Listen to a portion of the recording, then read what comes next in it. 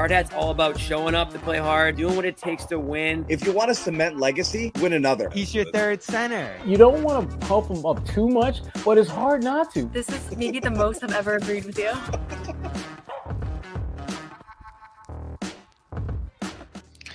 Hey, Barry Manning here, trying to get ready to go live still. At midnight Eastern, no Dalzell's here, and we have breaking news. The Celtics make their first cost-cutting move of the offseason, and as expected, it's Jrue Holiday, whose 2-year run with the Celtics, championship run, comes to an end, and he goes back to the team that rerouted him to Boston in 2023.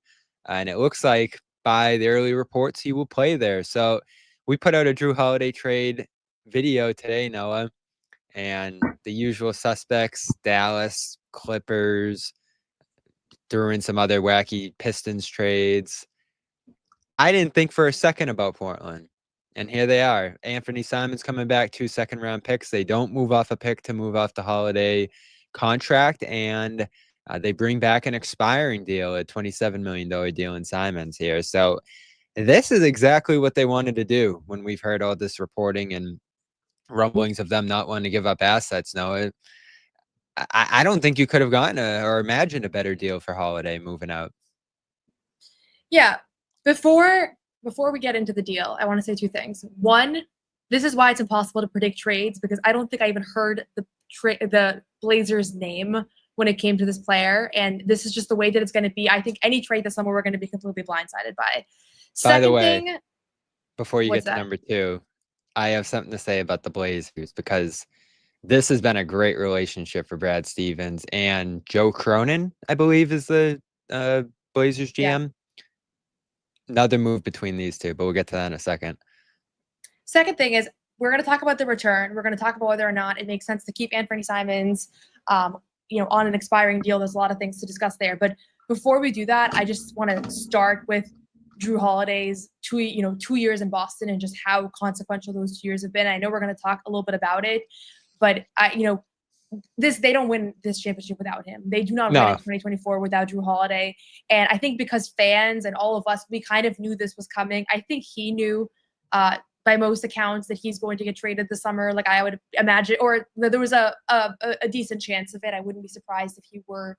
I don't think he would be surprised to be traded, but I think it kind of nullifies this feeling that like this is ultimately really sad that you have to let him go at this point, because he's still a great player. I remember in the Magic series how they were talking all the time about how much harder it was to play those games when he was on the floor. So that's the first thing that comes to mind, and we'll get into the details of this trade. But truly, like in 2 years, he left his mark in so many ways. And I'm working on a story on his off-court impact. This city was impacted by Jrue and Lauren Holiday in way more ways than we know, because he has done everything possible to do his work behind, away from the cameras, away from the spotlight, just truly wanting to help people, help underserved businesses, like help everybody in Boston that needs help effectively. So we'll talk more about kind of the trade, but I just want to start because I think that Jrue Holiday has been a little bit underappreciated, honestly, through his time here, and it's just kind of a casualty of where they're at with the tax situation and the second apron. But ultimately, like, you could not have asked for more from when you acquired him 2 years ago. Yeah, and let me apologize to the front office. I did not think the extension was a good idea. I wondered for a long time if this was going to be something that would hamstring them a little bit with the second apron stuff and all the tax stuff we're talking about here. 3 years, $100 million. We heard it a million times this offseason. That was going to be tough to move. And they did it, and they got back a couple seconds here.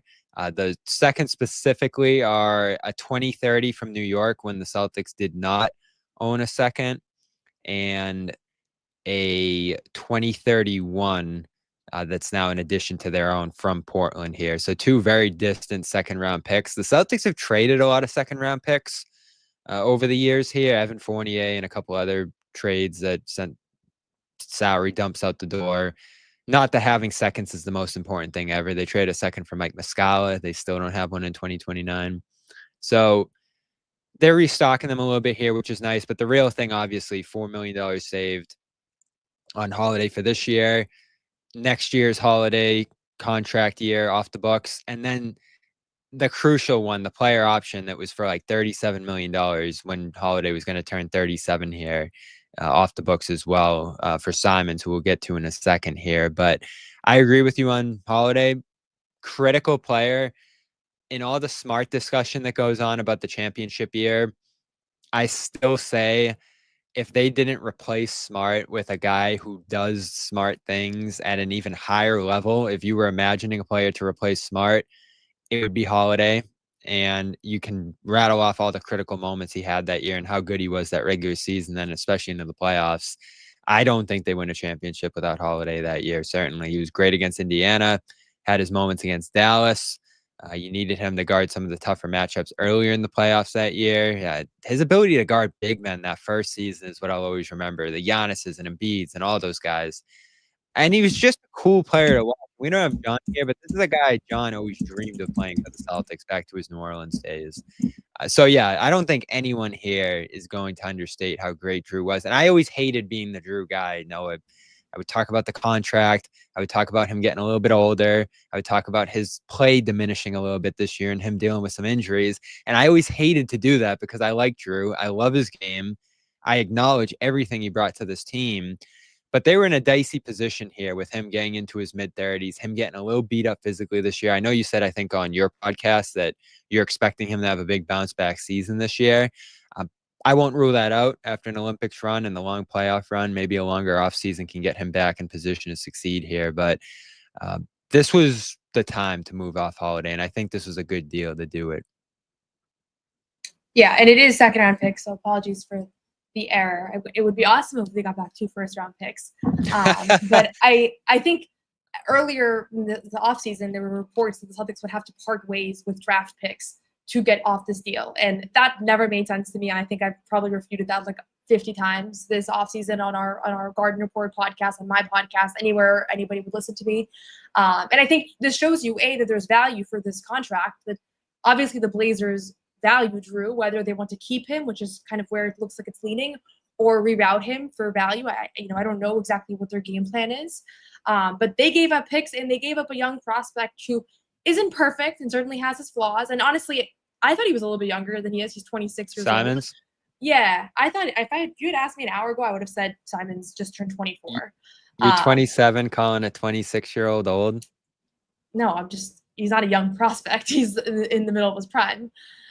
So yeah, he is who he is at this point. I don't think Simons, right. And I think in my head he's still like I still have like a ceiling for him because I was excited about him a few years ago. So ultimately, I think what is intriguing here is that he's on an expiring deal that's going to be a lot easier to trade in theory than what we thought Jrue was going to be. And so that's the first thing is you acquire 2 second-round picks and you could probably get more and you can probably save a little bit more money here, right? They saved $40 million in luxury taxes, ESPN's Bobby Marks reported. And you can probably lose a little bit more. So that's what we're probably going to see here. I don't want to get too attached to Anfernee Simons. Maybe they do keep him and they keep him for the gap year and they see if there's something there. I don't know. But it's also very much possible that they get more assets and save more money on this, in this trade. Yeah, I think that could go in either direction. And it's the same conversation we had with Holiday. It's the same conversation we're having with Porzingis now. And everybody else on the roster effectively. There's no rush to do anything with Simons here. Bring him to camp. Have him start the year. Have him play out the year potentially here. And if it's closer to the deadline or he's not a great fit or your team's just not succeeding here, you can move that in another deal to dip as many as $7 million below what he's making. So you could bring back a guy making $20 million. Or you could bring back 2 guys making $10 million at that point. So we always knew that this was going to be a process where you're making multiple moves to actually save money here. And they save a little bit here. Still not enough to get into the second apron. You're about 15 over. You're still 25 over the tax or so here. So we'll see how much additional shedding they actually have to do here. I think all eyes will be on Porzingis as this week continues and Sam Hauser and some of the other names that we've mentioned here. But Simons, I would say, just the player, and I said this to you before we started, doesn't feel like a Celtic to me.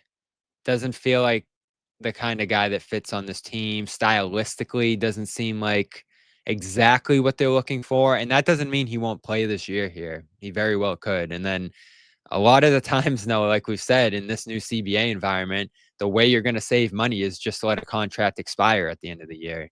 So if they can't find great value for him, he can hold on to him, have him play out the year, and $27 million comes off the books at the end of the season, along with Porzingis is $30 million. So you now have $57 million expiring at the end of next season, which could take you below the tax for that following summer. So I will say this does put them in a good position, or starts to put them in a good position to actually be a taxpayer again this year, hold on to some pieces, try to compete, which is the path that we've always favored, Noah.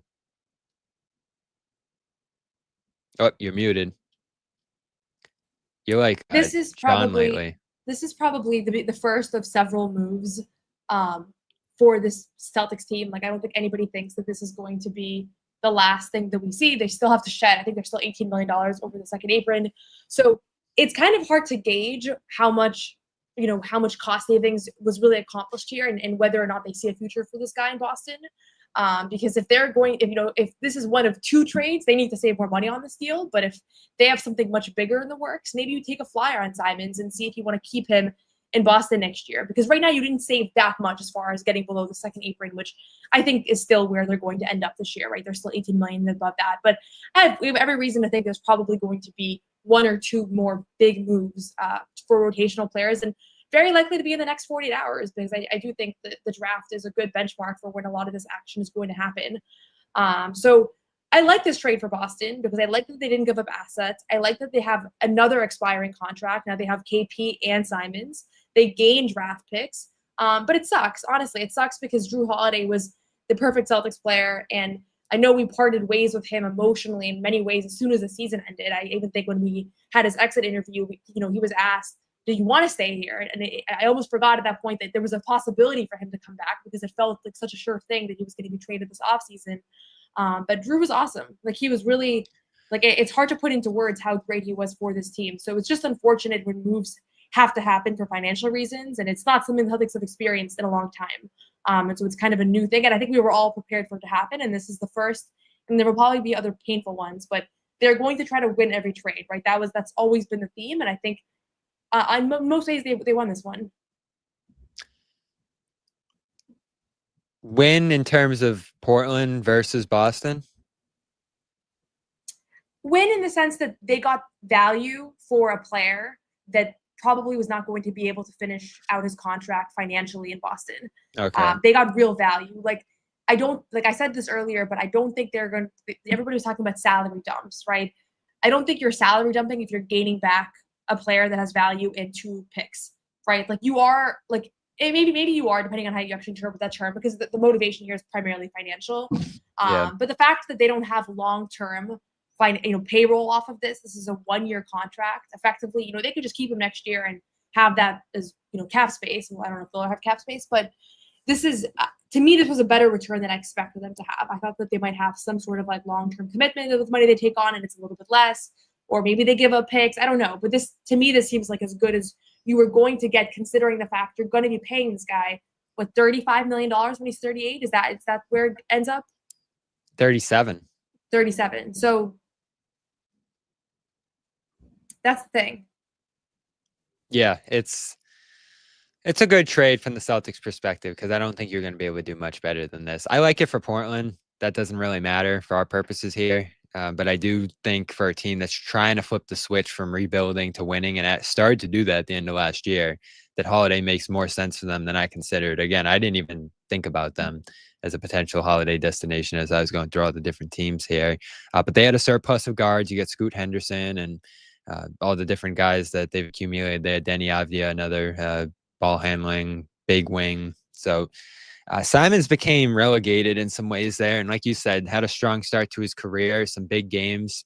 He's definitely got some scoring punch that's captivating, and he puts up threes in droves.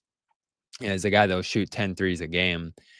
So he's a shot creator. He's a guy that can play off the ball a little bit. There's definitely a role he could play on this team this year. And if they are going to keep him around to at least start the season, I was starting to think more and more, Noah, about Pritchard starting next year. And it's a captivating storyline. It definitely follows his breakout 6-man year and all the things we saw him do last season, the improvements he made, and now you're thinking all-star potential, right?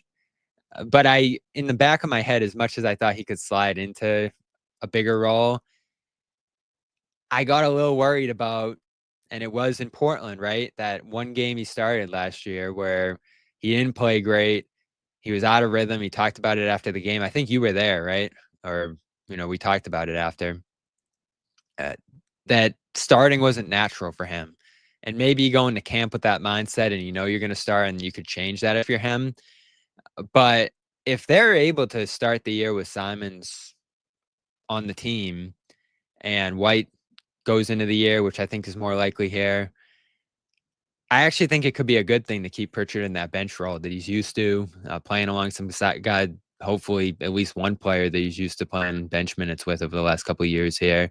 That could be a really good thing for him. And does Simons fit super naturally into their starting lineup, depending on what other moves they're going to make here? We'll see. But I like that they're getting a guard that at least has a case to start here coming back. That was something I did not imagine happening in a Holiday trade. I think we all started to resign ourselves to Pritchard starting next year, right? Yeah, and I still think Pritchard will start next year. I don't think Really? I know that I didn't make too much out of the fact that he struggled in the one game that he started in Portland against, in front of his home crowd. And I thought it was a little bit more of like he was kind of poking fun at himself when he said that after almost fouling out early on. He's a big part of their future. He's on, he's I think, Peyton Pritchard 6th man of the year this past season. I think they could view another league for him. Maybe it doesn't work out, but I mean, I think the mental hurdle of starting is not something that he's not going to be able to overcome ultimately. Like he started half, he started quarters, he started his whole life until he got to the NBA. So I think in an ideal world, like he is helping run your offense as a playmaker. And Simons, again, I don't know if he's going to stay or not. Adam Himmelsbach reports that the Celtics like what he brings to the roster, but they're staying engaged on all trade fronts. That's kind of my understanding right now with this acquisition. But no part of me looks at this trade and says this is an opportunity to keep him in the starting position and Peyton Pritchard onto the bench. That's not the sense that I get right now from how this has moved. And Peyton Pritchard could struggle next year, right? I have a lot of hope and faith that he's going to take a leap, but it's a lot of times players in the position where they're given a bigger role struggle when they're able to. Now they're the kind of the focus of opposing teams' game plans. Obviously, no Jason Tatum. Who knows who's going to be around him? So it's possible he doesn't stay that role all year, but I think that's going to be the expectation from him from the jump, is to have a really massive role for this team offensively next season and kind of to see where that goes. And I think there's an open question, the same way that we have a question about Jaylen Brown and what a number one option basketball would look like for him. I think there's a couple guys in the roster where there's some flexibility around what that future could look like. Yeah, and you mentioned it. Himmelsbach reporting that the Celtics are remaining engaged on all fronts, which isn't surprising. And they still have some work to do here financially to make this thing work. And I think that process is see what's out there for Simons, see what teams offer. I'm sure they have some idea of that already, but now that you actually have him on your team, you can actually go out and shop him fully and see, could you bring back a first for Simons in this draft even? Who knows? I would doubt that because I think Portland probably would have done that if that was the case. But you can go out now and see what teams are willing to give up for a guy like that. It's so crazy to me.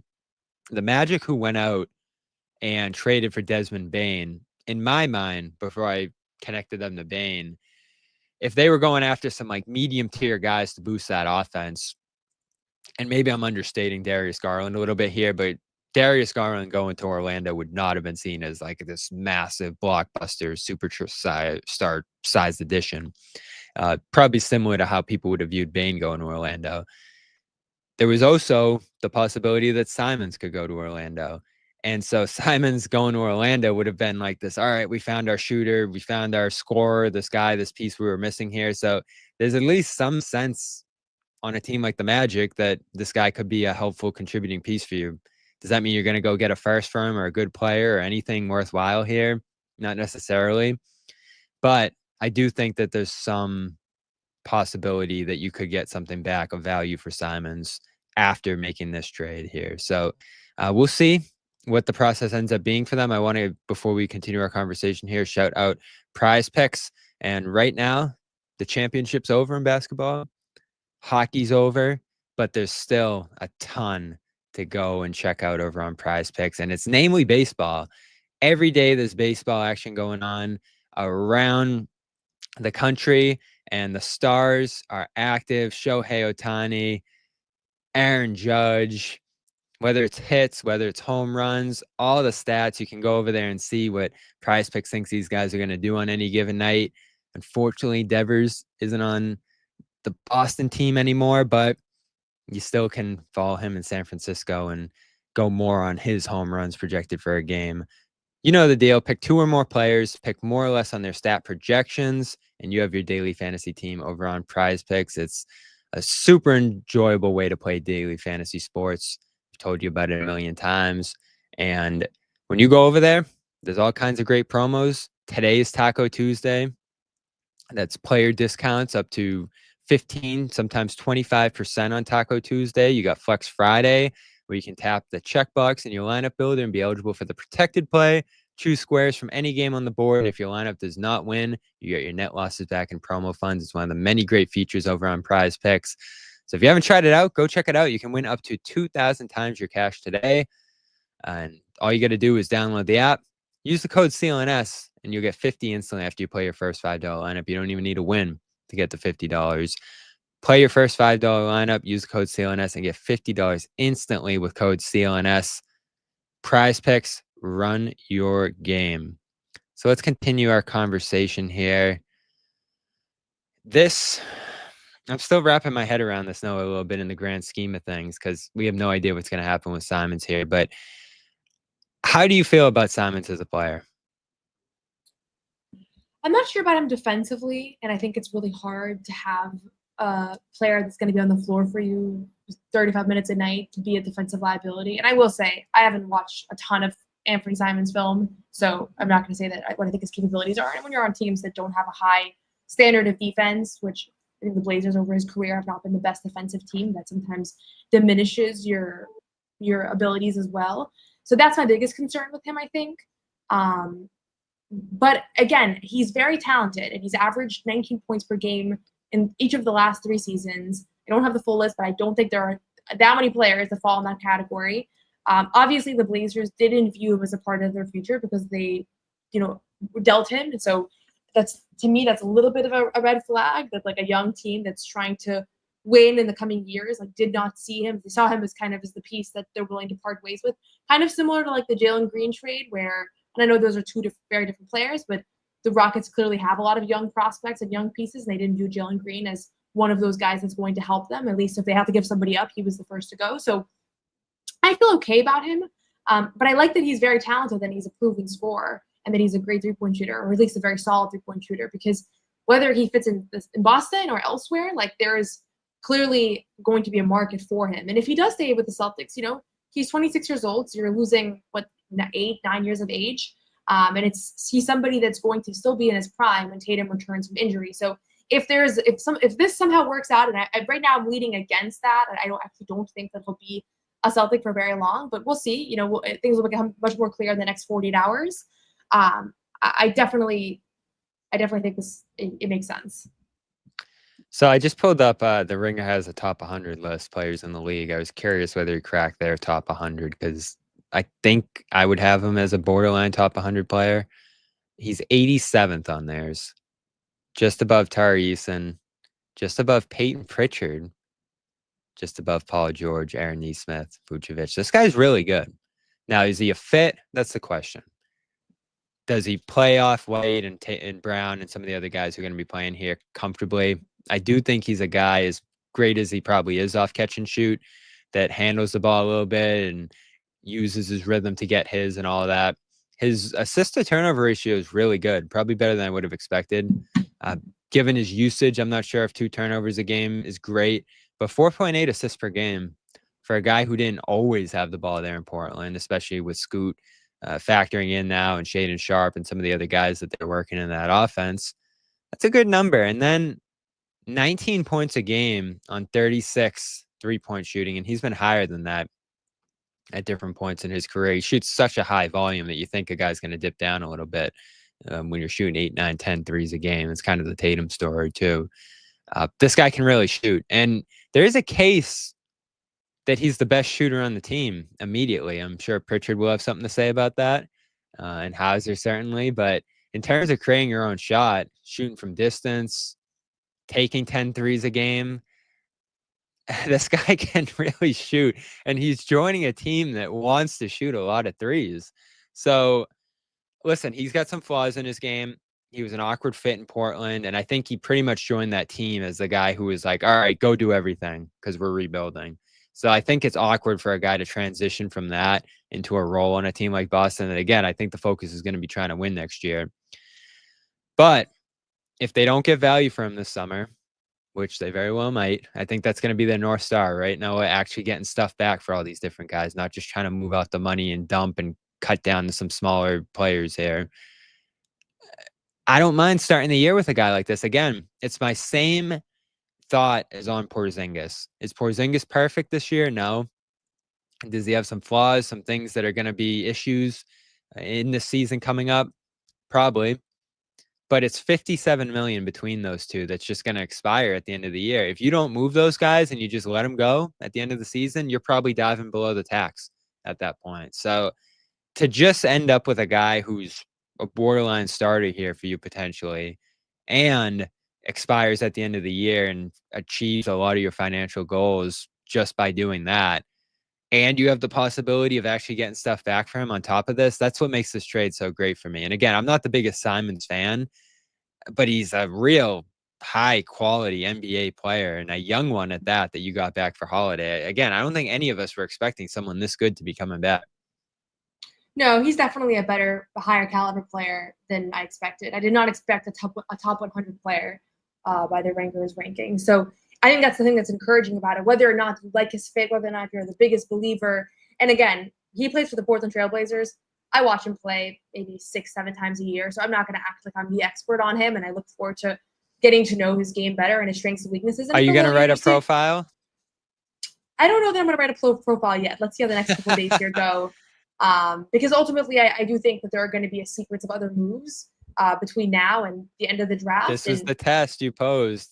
I'm going to try to resist writing a profile. Yeah, and I feel pretty apt to resist it right now. But I think the biggest thing that I took away from this is, like you said, they now have 2 expiring deals, and so whether they keep those 2 deals on the books and just let that money expire, that's going to mean that there was a big trade with somebody else because they are going to shed more salary here. So if you're telling me right now Anfernee Simons and Kristaps Porzingis are on the roster come October, that means that to me they traded Jalen or Derek, probably one of those 2 guys.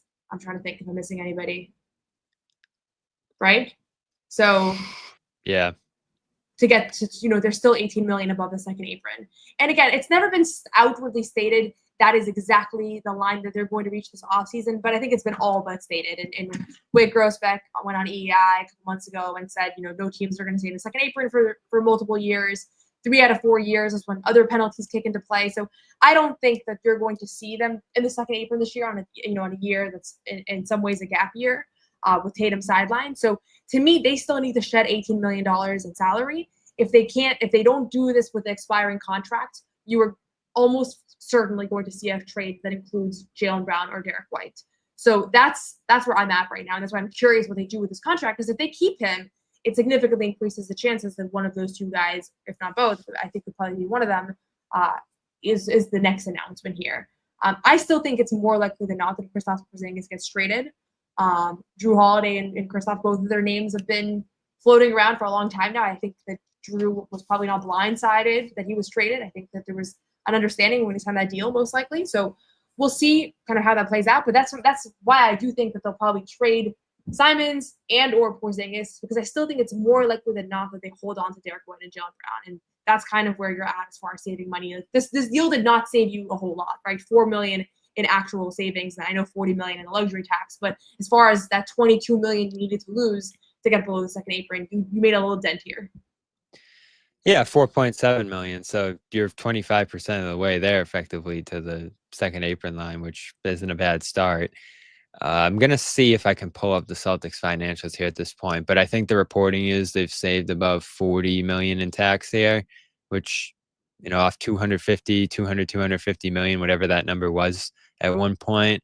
Not bad. So Yeah, still don't have an update on the cap sheet here, but that's the reporting right now, is that it's a big dent into that tax and a small dent into the second apron number now. And if we're going to shift it to the rest of the roster, like you mentioned, what's going to happen next year, I think as we stack up the next moves for them in terms of who could go, I know we feel a little differently about Porzingis. Simons is obviously in this conversation now too. Could he move in short order? Sam Hauser is definitely a guy to watch for this week as well, especially with teams having exceptions and picks, and there could be some draft movement there that maybe gets the Celtics some capital back for Hauser. You know, maybe move up a couple spots in the draft for the team that's taking him on. That's what I've imagined maybe. But all of those guys are definitely worth watching. I'm at the point now, and the earlier report today, that the Spurs are probably just going to draft number 2, build this thing slowly, and even take number 14 potentially here and have a young roster around Victor Wembanyama. That being the team that I've looked at most in Jalen conversations. And again, I wasn't looking at Portland and Jrue conversations, so I could be surprised by someone coming out of nowhere and having some interest in Jalen. That makes me think Jalen's going to be here, among a bunch of other reasons. Again, anything could happen there, but I think I became as convinced as I've been since we started having these conversations that Jalen's going to be on the team next year as the Houston move happened, and San Antonio seems like they're not going after stars. Like, I think they'd be worthwhile to, wait on Giannis and see what's going on there. So I don't think the Spurs are going to make a move for Jalen. I just don't see a suitor out there for Jalen that's going to blow the Celtics away, which is what we've talked about them needing to have happen to move Jalen. And now we've kicked around White. You've mentioned him more and more, Noah, as a guy that could actually move here if the Celtics can't get stuff back for a guy like Holiday. Now that Holiday's moved, I feel pretty good about White being here. Yeah, I think, I felt like one of them was going to go this summer, probably not both.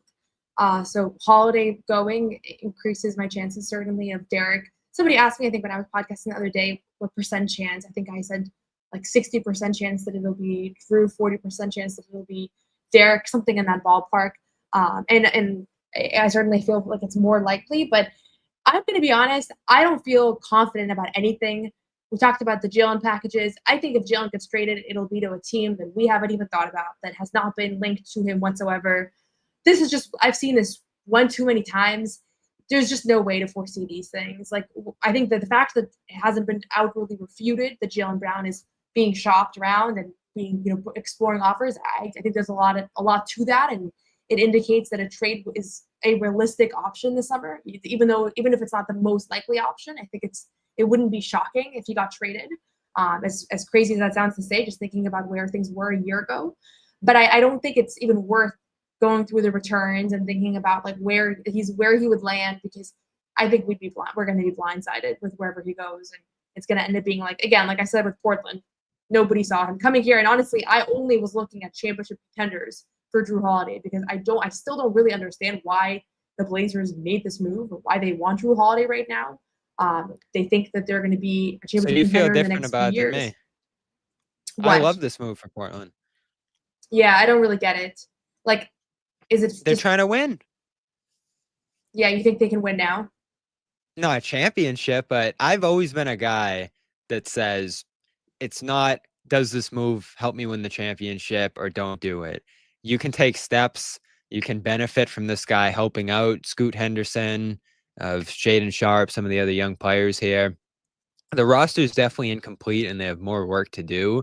But even a funky, injured, mismatched roster a year ago, still, maybe it was because they were beating up on teams that were tanking or just going in different directions down the stretch, got to 36-46 last year. And we're in that play-in race pretty late into the year. And over the last couple of games, they still had a chance to sneak in there out west.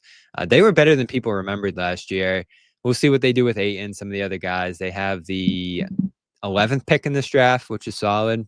So I like where they're going. And you said it a million times, Noah. Jrue's still good. He still has something left to offer. This isn't a team where he'll have to do the primary creation, which is what he would have had to do in Dallas, probably with the Clippers too. So there's less pressure on him here. He basically gets to do what he did in Boston on this team and let the young guys do their thing. He can load manage, he can rest, he can do everything he needs to do out there. And this is a sneaky expensive Blazers roster when you look at Ayton and some of the other contracts they have. But again, I'm sure they're going to make some more moves here coming forward. So if you don't have a big choice over who you're going to pick up to push your team forward into the future and give you some momentum here, why not a guy like Jrue Holiday? And again, you've said it now. The last two teams that picked them up won championships. I'm not saying Portland's about to win the championship. Yeah, and that's why I was a little bit bummed about this destination for him, because I still think that's the kind of player that he is, that can be the missing piece on a championship team. And there were a number of teams that I felt like he could be that piece for. And obviously the return wasn't there, and the Celtics got a better return from Portland. But I don't love this fit for him.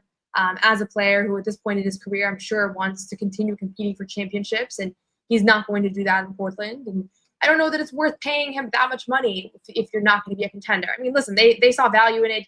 He's a great, indisputable locker room guy. Everybody loves Jrue Holiday. Everybody that's ever played with him, everybody that's ever worked with him. So there will be enormous value in any locker room in this league. You could bring him to the worst team in the league, and there would be value there.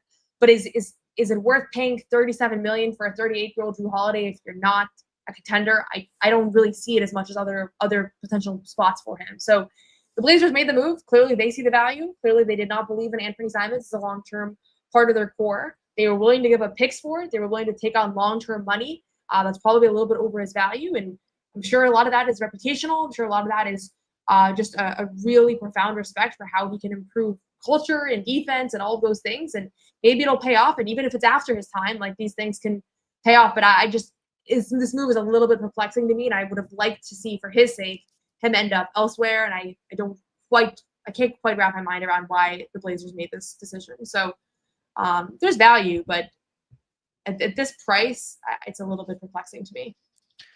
Well, I guess I'd think of it as if they were going out in free agency and they had the money to spend, they'd be interested in signing Holiday to 3 years, $100 million at this point. And again, this isn't a free agent destination necessarily. This isn't a team that has a ton of money flexibility at the moment. And it's a team that had a surplus of guards. And we're probably looking to move on from Simons for some time, especially ahead of his contract year here. So I think it's good value returning a guy like Holiday for the guy you would probably want to move on from anyway. And the other interesting layer here is they pulled a pick from the Celtics to send Holiday to Boston. So they already brought back a first to send Holiday out. They already brought back a Warriors first, and I forget who they drafted with that year that the Celtics sent 2 firsts for Holiday. They brought back Rob. That hasn't really worked. And then Brogdon didn't bring them back. Actually, Brogdon brought them back Denny, right? In a bigger deal. So that worked out great. So we're now talking about them getting a 29 Celtics first, which who knows where the Celtics are going to be in 2029. Bringing Holiday back to actually help them out now. Denny coming in and still having that flyer on Rob, which again, I'm not feeling great about right now, but gets one more chance to try to put things together here this season. So in this big circle of Holiday trades that's gone on over the last 2-3 years here, I feel, well, the Celtics got the championship out of it, right? But the Blazers have gotten quite a bit out of this whole experience here too. And again, I feel like for this team, Jrue has something left to offer. Maybe the 37-year-old year is going to be a little bit of a wash for them. But Ayton comes off the books this year. Jeremy Grant, who knows what's going to happen there. Thibault, there's a couple of guys that are in flux there for sure. But and let me just be clear. This is not me thinking that he doesn't have value left. Like, I think Drew's going to have an awesome year next year. I think that he's going to have a better year than he had this past year because he's going to be more well rested. And I think that he dealt with a lot coming off of the finals and the Olympics. I just think he just makes more sense on a team that right now their biggest challenge is how do I make that winning play that's going to move us to the next round? Like, that is where his marginal value is the highest in those moments. That game-winning steal. Like, he's a culture guy, but I think you can get culture guys for cheaper. And so again, we're not a Blazers podcast. We don't have to worry about it too much, but like, I really thought that he would have been a great fit with the Lakers, with the Clippers, with the Mavericks, with any of these teams that are going into the year saying, we want to be a top 3 seed. We want to contend to win it all. And maybe there's more value to be one of the only vets in a locker room instead of playing alongside a bunch of guys that have been there before. And that's kind of what the oversight is that I'm not really seeing. But I think that's his biggest strength. Like we've said a million times, the 2 teams that traded for him have won a championship right after, and the streak is going to break. And I thought that we could have gone into the season wondering if the streak could persist, because there were some potential landing spots for him where I think he could have been a missing piece for a winning team that has a short window just like he does potentially. Yeah, I definitely had Orlando on my radar too, and then that went out the window with Bane. What Magic would have sent you back was not as good as this. What the Clippers would have sent you back was certainly not as good as this. Dallas, some weird stuff happened there today with a Gafford extension that still allowed him to be traded, and some reports that they want to hold on to Washington and Gafford. So, I was texting with some people down in Dallas today and was like, was this like, is there still something here that could happen? And, we started to anticipate this thing happening here over the, week leading up to the draft.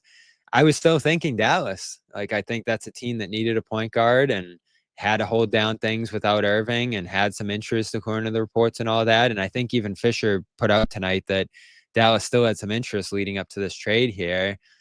And so that one to me, like, would that have been a lot for Dallas to give up? There would have been a lot of cap gymnastics that went into that for the Mavs. So that all was momentum against a Mavericks trade. But the Celtics would have been taken back potentially Daniel Gafford, PJ Washington, another young player. Maybe the Celtics have to give up a pick in a trade like that. So that's probably why it wasn't as preferred of a move as this Portland one here. The Sacramento one to me was very strange. Like, they were willing to maybe move Malik Monk and a guy like Devin Carter for Holiday. That was hard for me to imagine for a team that really wasn't even in the playoff mix last year, was not pointing in that direction. At least the Blazers are pointing up, right? So do you think this was the best deal the Celtics could have feasibly gotten from him? Yeah, because it's the move they made. So I think if that's the move they made, I really think that it was probably the best one. I have a lot of faith in Brad Stevens and kind of his ability to navigate the situations. And in a world where Jaylen Brown and Jason Tatum both play out this contract, there was no way that Jrue Holiday was going to be playing alongside them. It might still not be possible. I hope and wish that it is possible, because I love to see those 2 guys finish out their primes, their careers, these contracts in Boston, but it was not going to happen. And so I think this is a better return than I expected. I didn't think they were going to get a top 100 player. I didn't think they were going to necessarily get a positive asset. And the fact that it's expiring money is great, because that's really tradable. It's what makes Kristaps Porzingis' contract more tradable than it otherwise would have been. And if not, maybe he becomes a really good player. Like, that's the other question here, is like, what is his ceiling? How much does this team believe in him? Again, we've said this before, but like, if I had to guess right now, he's not going to be in Boston next year. But maybe he surprises us and this gets even more exciting. Yeah, I'll be interested to see that, especially in the near term here. It could happen soon, before like the week even ends, that they make another move here with Simon. So definitely could go either direction. Right now, I would probably lean toward him at least starting the year on the Celtics, and Noah just abandoned me. Thank you, Noah. But I can hold it down here. If people got any questions about the offseason, we'll go for a couple more minutes here. But I think we've pretty much said what we have to say about this trade. And if you are just joining us, it is Anfernee Simons coming back to Boston with 2 second-round picks. According to Jake Fisher, that is a 2030 Knicks second-rounder, when the Celtics did not have a second-rounder in their arsenal, and a 2031 from Portland, which joins Boston's own 2031 in that year. They were pretty short on seconds, so they get some value back here for that. Bring back Simons, who may or may not be part of this team's future. And Holiday, the 3-year, $100 million deal in full, goes out to Portland. So that's the trade. We'll see what happens with Porzingis this week. We'll see what happens with Sam Hauser, Jaylen Brown. Again, I think he's going to be here to start next year as these moves and some of the other stuff that's gone on around the league takes shape here. This, to me, makes me more confident that Derek White's going to be here next season. And I said it earlier in the show, Noah, and I'll say it again. to me, that they have so much expiring money this year, makes me feel better about them starting the year as a taxpayer. Like, I don't think they're gonna tear this team down to get below that tax line before the season begins. If you have to do that during the year, close to the trade deadline, you'll probably have the flexibility to do that with some of these expirings here. So this is another positive from this trade to me, is now you have even more expiring money on this team this year. So you don't have to act as urgently to get off some of these deals. So they're in a pretty good place financially right now. There's still some more work to do. There's still probably another trade or two to come in the near term here, but this is a great start for them. It really is. Yeah, I like it, and I'm increasingly intrigued about how the next couple of days are going to go. And we do have some super chats here, so I want to make sure we don't miss them. Perfect. One here from Dirk. I tweeted at Xanis that we should get Jrue Carter on an interview in the offseason. Only person that liked the tweet, Jrue Carter. Jrue, we will get you on. You've had Jrue on a couple times, right, Bobby? We've had Jrue on at least 2 times. We But might need to get him to break down some of these offseason moves. It's a good suggestion. Love Jrue. Anthony, could People don't Simons know, be but a I went to better school with version- Jrue. Famously. Could Simons be a better version of Hauser from Missoula? A more expensive version. And nothing They're not really the same similar player. to his play style, right? No, this is a guy that dribbles the ball and spots up off the dribble. This isn't a big catch and shoot, stand in the corner kind of guy. And he's short, right? He's like 6'3", 6'4". Yeah. So, yeah, drastically different players. I don't even think this guy's the defender that Hauser is. So they're going to need to find a Hauser replacement, right? Now, where are you at on Hauser? We should talk about him. I think that Hauser's been buried a little prematurely. Like, he's on a bad contract. I think fans got low on him because he didn't have the best season, but I see a world where he stays in Boston next year, and he's not like how much are you really going to save on him? You know, if you're able to like, 80 million in tax if you just dump him. Is it still 80 million? Does that change with the 40 million? Maybe, but it's a lot. Yeah. So maybe they trade Hauser and get, move up in the draft a little bit, and you're not taking a player back in. Now you're really actually just reducing your payroll by 10 million, maybe a little less than 10 million because you're paying a little bit more for that higher draft pick. But like in that sense, like maybe make that move. But I think there's a very good chance that he's on the roster next year. Like he's not. I think there's a much better chance that Porzingis gets traded than Hauser this offseason. But the savings are a question mark, like what his market value is, whether teams are going to be scared off by the back injury. But there are very few guys in the NBA that can shoot like he can, and that's going to entice any team that looked at their offense this year and said, we did not have enough shooting. Sam Hauser is going to be a call you instantly make. Yeah, there's 2 sides to that $10 million deal. It's the easiest to move on the roster, but it's also the most valuable in terms of, well, aside from Pritchard, who I haven't even considered trading just because of how great that contract is. So I would not trade Pritchard. Yeah, so I don't know. I think Hauser's probably going to be gone just because of how big of a bite it takes into the tax there. Can probably find a comparable level player to play that role. Not to say that they're going to find another Hauser, because that is going to be extremely difficult, but I think there'll be suitors for Hauser. I think that's a guy that will be wildly popular on the trade market. Now, how much do you actually end up getting back there? Tough to say, but I would predict he won't be on the roster next year. But there will be a real loss, and Holiday's a real loss here too. What's the last one? Oh, we got a roster just increased, Bobby. Now that you said that, I get things right. Sometimes. Do you think the Celtics could get a good quality big man in the second round or late first round with those picks? In 2030, those guys are in middle school. I think. Oh, are you talking? I don't know which picks we're talking about here. Okay, wait. What? I got to read it again. Big man, the second round. No, or the it late didn't first say. round?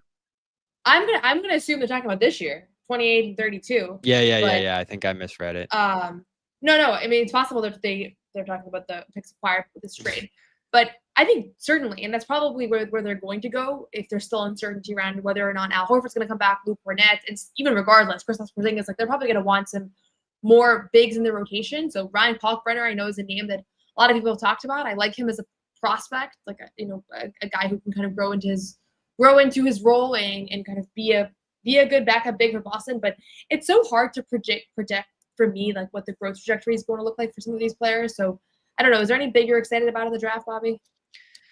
I'm not doing backflips over Kalkbrenner, but I do like him. I like some of the film I've watched on him. He's obviously the player I think both of us have dove in most on. Uh, I don't love some of the other options there as much. And Danny Wolf is a guy I haven't looked a ton at, but it feels like he'll probably be gone by then. Sorber, probably gone by then. So I think you're talking about Kalkbrenner. You're talking about Maxime Reynaud, who's probably available at 32. I would guess, just given his flaws, that he's a second-round pick. Kalkbrenner could probably go as high as 22 since he's worked out for Atlanta. They are going to lose Clint Capella. And so I think there's a natural fit there for him to play behind Onyeka Okongwu and become their next big up in their development track there. So if he's going to make it past Atlanta, I feel better about him going to Boston. And that's who I would take at 28 right now. But we'll see, because I do think there's probably some teams that like him, maybe even would move up into the 20s to try to get him, because feels like, especially with the year he just had, that his stock's rising, going through the workout circuit right now out on the West Coast a week or two ago and making it around to all these different teams. So I feel the momentum growing for him. One of the guys we talked to yesterday, Nathan Grubel, who does a great job on the draft, says there's a lot of smoke around Kalkbrenner and the Celtics right now. Could be a fire even. So I thought that was interesting. So, yeah, I definitely think that's a guy to watch. And I'm not as high on Reynaud. I'd probably pass on him. And I'd ideally like to see Luke back next year, but they do have to at least be prepared, Noah, for him to depart if he gets a crazy offer. We shall see. And last super chat here. Do you think Brad will draft Lanier? I don't even know if I'm pronouncing his last name right.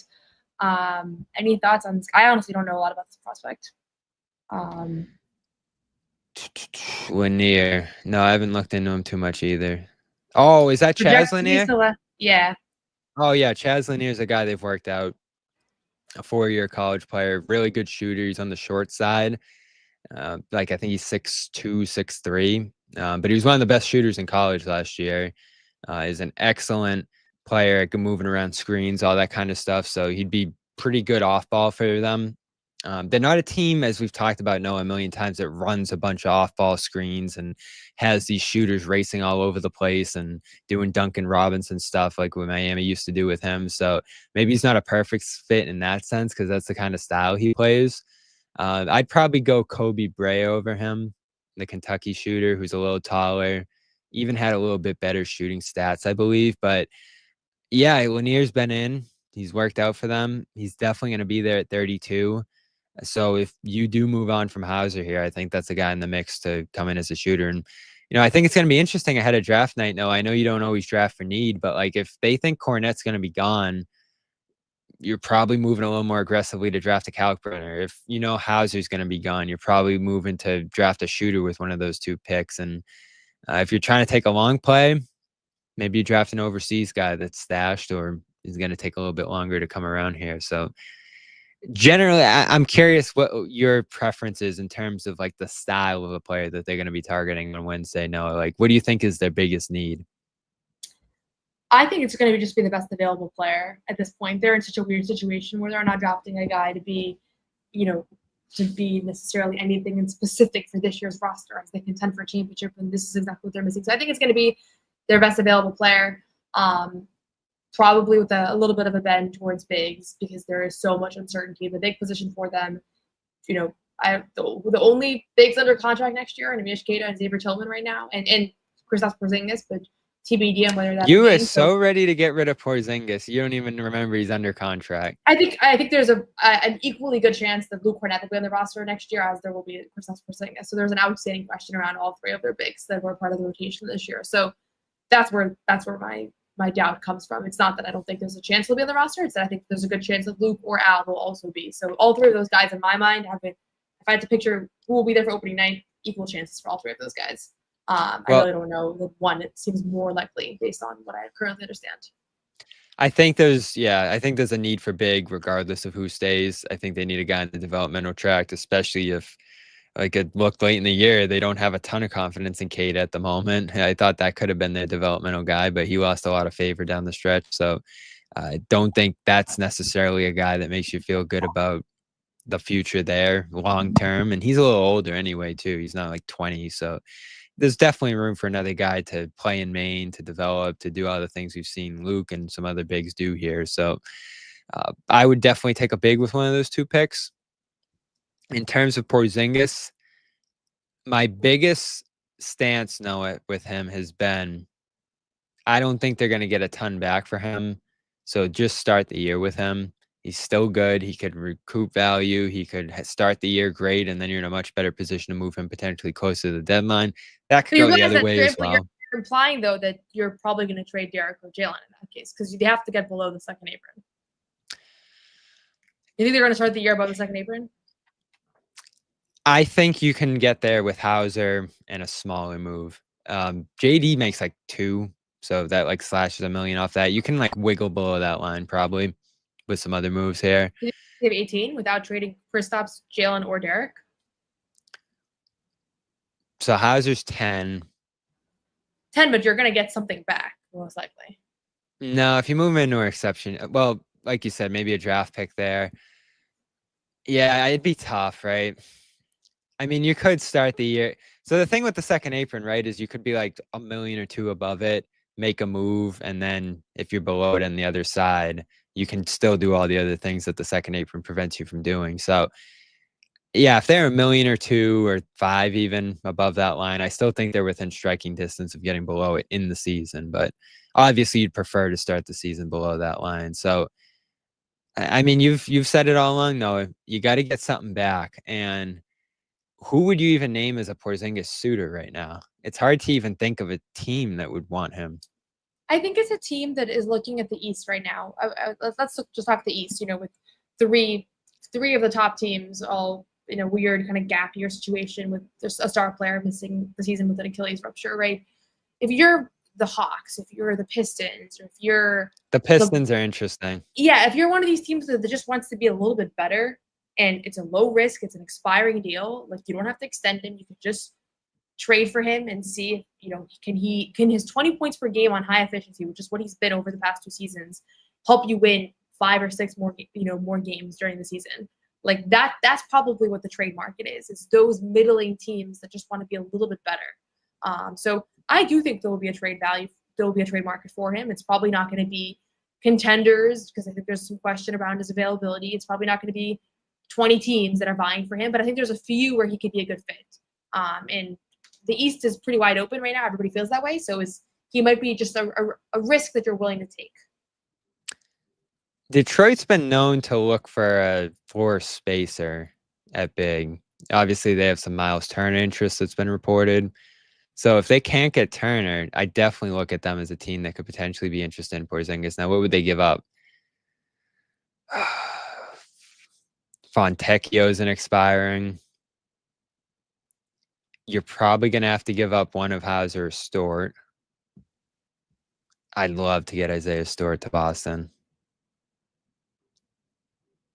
Does this get you there? Yeah? Would that be a trade you think would make sense for both sides?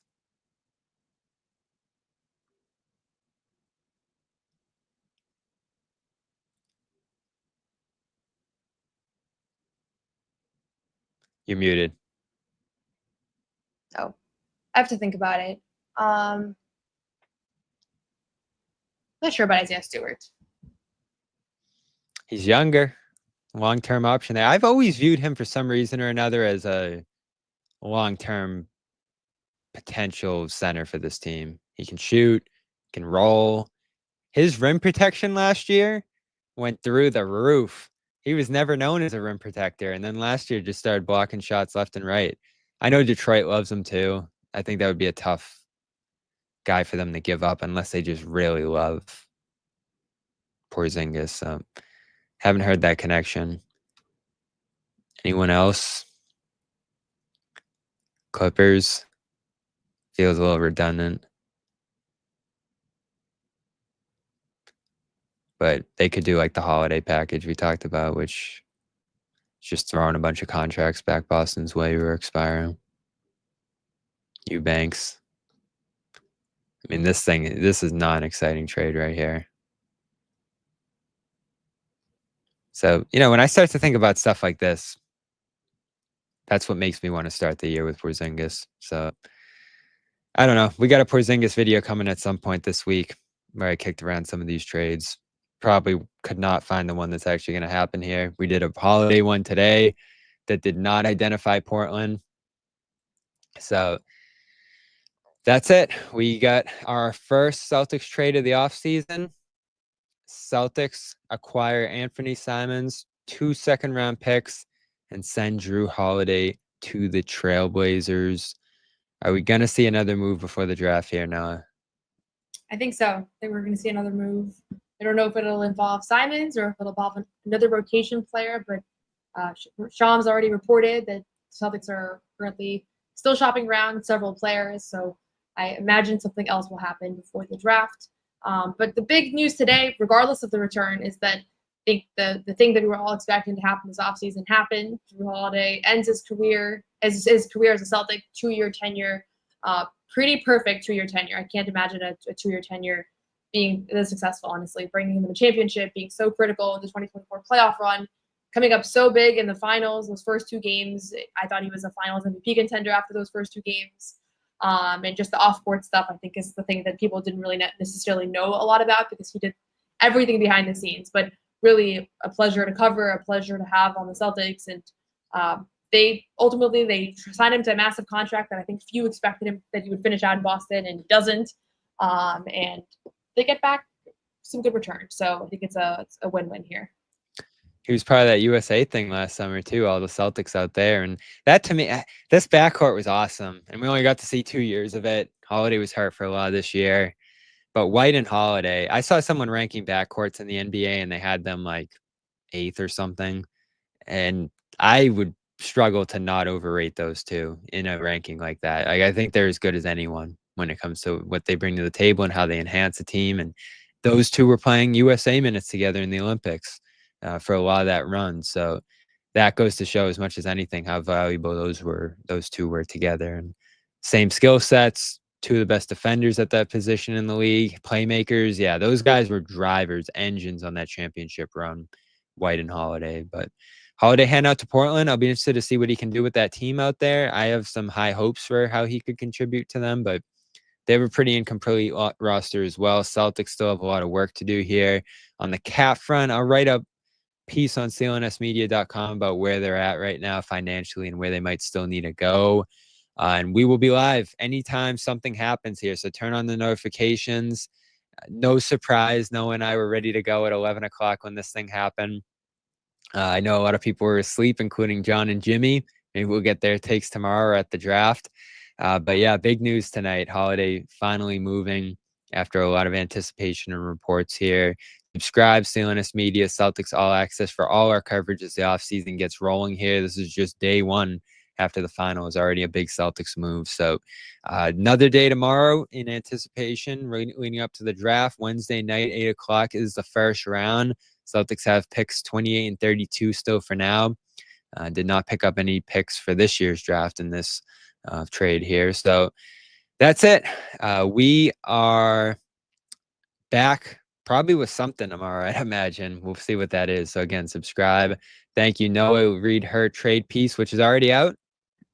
Already out, and I'll have a Blazers reporter, Sean Hyken, on my podcast tomorrow so we can get a better sense of who Anfernee Simons great. is. Sean So is if you're curious about who it is the Celtics acquired, we'll have a little bit of a deeper dive on him tomorrow on You Got Boston podcast. So subscribe to that channel as well. Oh, real quick, I was going to say this. So this is now the Holiday trade, Banton trade between these two. Banton's done great out in Portland. They were an old Holiday trade that sent Holiday to Boston. Am I forgetting any here? There's been a lot of Blazers Celtics trades. 3's a lot in itself. I might be forgetting one. So these two teams have been active, helpful for each other, all that. So good relationship for Broad here that came in handy again. So that's it for us here tonight.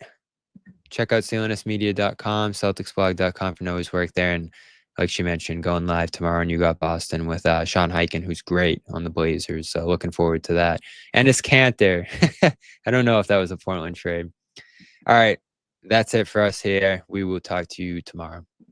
No one's sneaking a vegan brownie by me, I'll tell you that. Okay, you know what, Don? We're gonna do it. You have to feel that way too, Bobby. I have to Shane, feel that Shane, way. Steve. Let's Yeah. slide Al over and make Luke your first center. Bobby, we gave you Luke hour early. We're not going to end this on a damn conversation about Luke